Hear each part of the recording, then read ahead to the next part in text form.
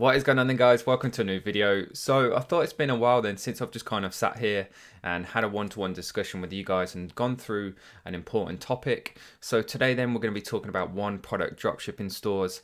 I know I'm a bit late to the party on this, but people still ask me about it. So I thought, what the hell, do a video like this and I can give you kind of like the pros and cons from my point of view and the strategy that I would use then to make the most out of them. So as always then, I've got my phone with me, just some notes on there to make sure I don't forget to go through anything. But before we get into point one then, as always, I am giving away a free one-to-one call with me on this video, on every single video. And all you've got to do then to enter is simply like the video and leave a comment down below. And the winner will be announced then in tomorrow's video. And if you commented on my previous video then, make sure you stay tuned to the end where I'll be announcing the winner. So that being said then guys, let's jump straight into today's topic. And point number one then, branding. So when it comes to any business, especially in the e-commerce world, then branding is key to the longevity of a business, because essentially, especially with dropshipping as well, actually, there's that it's no secret then that the profit margins aren't very good, and branding is the difference then between a business that lasts say only 6 months to a year to a business that can keep going on and on and on. And essentially what a brand does is it builds loyal customers, and those loyal customers are essentially what makes your business as profitable as possible, because they keep coming back to spend more and more money, plus they spread the word with their friends and family who then come and spend money with you as well. So the reason then branding is really good when it comes to one product stores is because you're only selling one particular product, then it's obviously a lot easier to brand a store and simply get your message across. As soon as a customer sees what product you're selling, then they know essentially what your company is all about. So things like your company vision and your mission statement that you can share with your customers is a really important thing, and it's really easy to do with one product stores. So I don't think I've ever spoken about mission statements before, but it's definitely a really important topic. I'll put some screenshots on the screen now of some of the biggest companies in the world and what their mission statements are.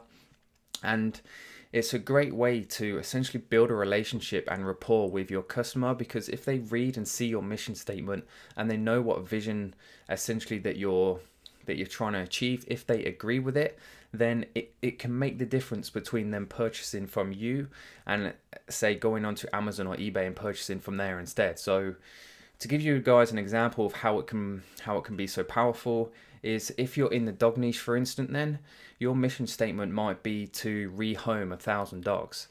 And you want to be sharing that message as much as possible on social media, on your store, just as many ways as possible. And then when people come onto your site and they see your mission statement, you could have like some sort of countdown clock or some sort of meter that fills up that shows people how close to your goal you are to achieving it.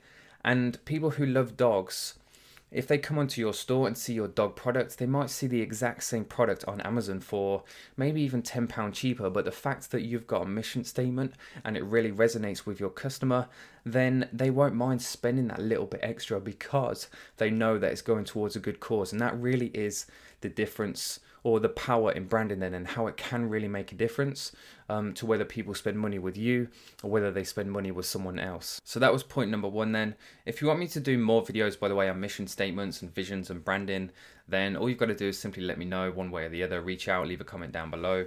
And moving on to number two then, which is time. So when it comes to setting up a one product store, then it's a lot quicker and easier to do for obvious reasons. Obviously, you've only got one product to add to your store, so there's only one bunch of images, only one product title, only one price you've got to think about, only one product description that you've got to think about and write out, one lot of features and benefits. So obviously, in terms of the volume of data and images you have to put on your site is a lot less. So when it comes to setting one product stores up, then obviously it's a lot quicker. So it's a small thing, but definitely a pro when it comes to one product dropshipping stores. Moving on to pro number three then, which is actually a really big one when it comes to one product stores.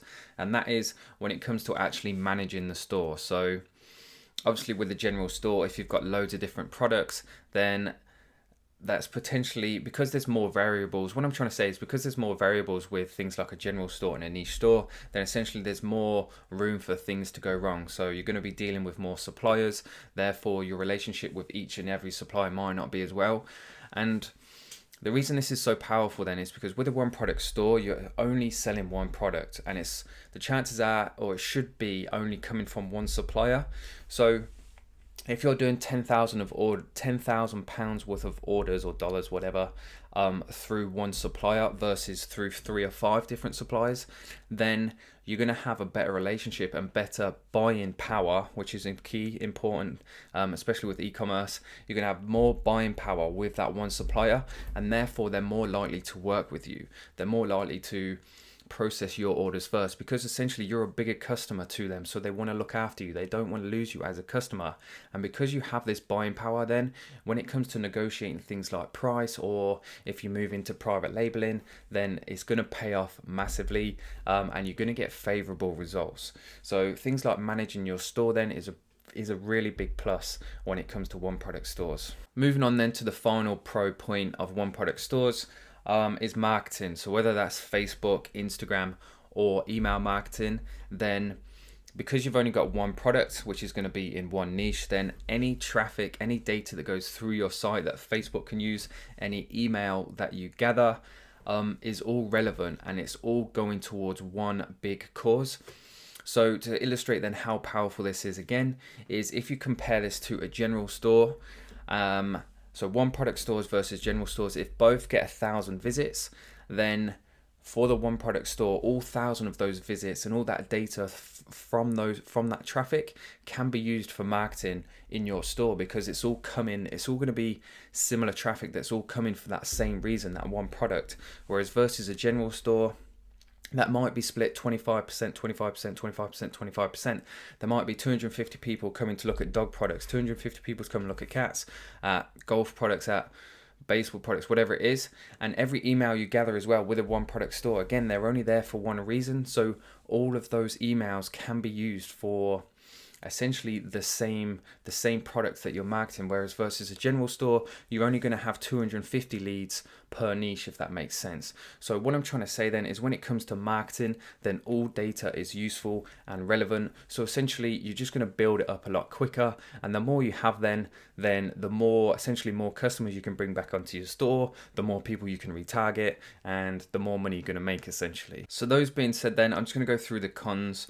There's not a lot really to go through, but they're all pretty big ones. So number one then is flexibility. So obviously when it comes to marketing different products, because it's a one product store, you can't get away with just sticking any product you want on there without redesigning the whole store. So when it comes to things like selecting products to build your store around, if you don't choose the right product from the offset, which can be difficult to do as a beginner, it took me, I think I sold tried 5 or 6 different products before I found that one winner. So if I chose one product stores to begin with, then that would have been 5 or 6 different stores I would have had to design, buy domains for, and just think of different marketing ways, and it would have been a lot more time consuming and a lot more financially costly as well. So number one con then is flexibility. Moving on to the second one then, which is average order value. So everybody wants to make more money, and one product stores versus, say, general stores or niche stores, then your average order value, it can be difficult to make that as high. Now, depending on what the product is, obviously it's going to vary, but in general, with niche stores and general stores, then because you've got loads of other products on there, you've got a higher percentage chance of people coming onto your store for the product you're marketing, but then seeing something else and being like, actually, I quite like that product, so I'm going to buy that as well. And obviously you won't get that with a one product store, because there's only one product essentially for them to buy. Another thing as well is when it comes to things like cross sells and upsells, then obviously on a one product store, then unless you offer them at checkout, the kind of like typical strategy or method that people use is literally just one single product. But if you do decide to go the one product store, then I definitely recommend having at least one upsell or cross sell, because this is going to contribute massively towards your average order value, which is key to longevity in dropshipping and being profitable. However, I will touch on that a bit later on in the video. Con number 3 then, when it comes to one product stores, is the design. So I've had quite a few one-to-one calls with people using the one product store method, and I've had a look at their stores, and to put it bluntly, really, it looks really amateurish. I don't think there's any themes at the moment in the Shopify marketplace, certainly in the free section. that are designed for one product stores. So it can be difficult to make a professional looking one product store. So just bear that in mind. And it's a really important factor as well, because as small business owners, particularly in the beginning where you might not have many followers on social media, then people are going to be pessimistic and they're going to be looking for things to make sure that you're legit. And if the slightest thing can put them off and make them just leave your site and not make a purchase. So if your store looks really amateurish and you've got loads of white space and the layout just doesn't work, then that can be enough to put people off and not make a purchase, which is obviously not what we want to do. And then the final con I want to talk about with one product stores, you can kind of look at this in different ways, but I thought I would mention it as a con because in my opinion, when it comes to one product stores, because there's not loads and loads of different products, there's only one particular product, you have to market it and illustrate it and demonstrate it in a really professional way if you're going to get somebody to buy into it. And this can be difficult to do depending on what the product is. And as a bare minimum, then I would recommend buying that product and taking your own custom photography, do different diagrams, different videos of it, different angles, and pretty much just have as much information as possible about a particular product. So when it comes to having a professional one product dropshipping store, then number one, you'll probably have to invest in a custom theme that you'll have to pay for, which is an added cost, which you wouldn't have to do with a general store or a niche store. The free ones on Shopify are more than adequate. Number two is the photography as well. You need professional photos if you're only going to have one product on your store. If you've got loads of different products and then just stock images, then you can get away with it. Whereas with a one product store, they're not going to be large enough. They're going to be pixelated. There's not going to be enough detail. They're not going to be zoomed in. And in my opinion, like I said, just with a one product dropshipping store, I think if you're only going to have literally one single product, then you need to be on top of things, and you need to have professional photographs and everything that goes with it, that comes with an added cost that you wouldn't get with the other stores. So all that being said then, guys, that's all my pros and cons for the one product dropshipping store. If you think I've left anything out, then make sure you leave a comment down below. Let me know what you think the pros are, what you think the cons are. It's always interesting to get different people's point of views. And that being said then, do I actually recommend them, or how do you make the most of them? Should you use them? Should you not use them? So what I would say then is completely stay away from one product dropshipping stores until you've had a chance to actually properly test a product and you know it works. That way you get the best of both worlds. So you avoid pretty much every single con that I've just spoken about, but then take full advantage of all the pros that come with a one product store. So how I would play it then is, and this is kind of like my beginner strategy, is if you are a beginner, then when it comes to picking products that are going to be winners straight off the bat, then you're probably not going to pick one first time. It might not be second, third, fourth, or even fifth time. So what you need is a general store where you can get away with having 30 plus different products from completely different niches, and you can focus on one product at a time, marketing each product. And when you find a winner, so something that you've been able to market for 2+ weeks and be profitable on, then take that product and start building a one product store around it. Start coming up with a brand, start thinking about a vision that you want to put that you want that company to move in, come up with a mission statement, and then start relentlessly building a following on social media, sharing your mission statement with people, telling people who you are, what you're on about, and this will drive traffic to your store. And if you drive the right traffic who agree with what your mission statement is and what the vision is, then these are going to be supporters and followers, religious followers of your company. They're going to buy your product and they're going to tell their friends about it as well. If you think about it, with any niche, people who spend time within a niche, whether it's golf, dogs, or anything, then they tend to know other people in that niche as well. So every time you provide good service or somebody finds you and they really agree with who you are and what you're doing, then they're bound to tell their friends and family, who in turn will come onto your store and perhaps buy products as well. And this is key to surviving and the longevity of a company, and that is why branding is so important. So to summarize the whole video then, start with a general, or at least my strategy, sorry, start with a general store as a testing ground. Just get a half decent looking store, enough not to put people off so they're willing to make a purchase. When you've tested a product for 2+ weeks profitably, move that product onto a one product dropshipping store. Start building your brand around it. Go with one supplier. Start building up a social media following on absolutely every single platform. Migrate your Facebook pixel as well, so any data you've gathered from the previous store you can move straight over, so you don't have to start from square one. And that way you can essentially just start making sales from day one. You don't have to mature your pixel anymore. And because you've built a brand then around this product and you've got a good mission statement that people within your niche agree with, then if anything, your sales are going to increase. Your sales volumes are going to increase, and the more sales you put through a particular supplier gives you more buying power, more negotiating power. So contact your suppliers, get them to knock your price down, get them to create a custom VIP listing in AliExpress, which is a reduced price just for you.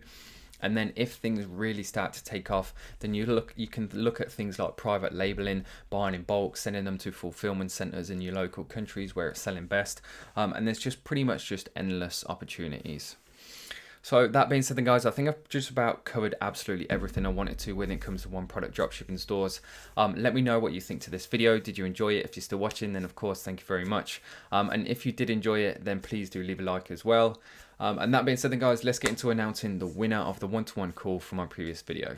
So here we are then guys on my previous video, testing and scaling Facebook ads with $200. If you haven't seen it yet, make sure you go and check it out. As you can see, a lot of people seem to be enjoying it, 82 likes, which is just absolutely mind-blowing. So thank you very much guys, I really do appreciate it. So I'm just going to copy the video URL, go across to a random comment picker, and let's see who the winner will be then of the previous video. So who's it going to be? We have Jithin Nair, who puts King, Fire, Love. So thanks very much, mate. Appreciate the comment, appreciate the love. Make sure you reach out then, send me a DM on one of my social medias, all the links out in the video description, and we'll get that call arranged. And that being said then guys, thanks very much for tuning in. I hope you enjoyed the video. Don't forget to leave a comment and like this one then if you want to be entered into the draw for the next video, and I'll see you in it.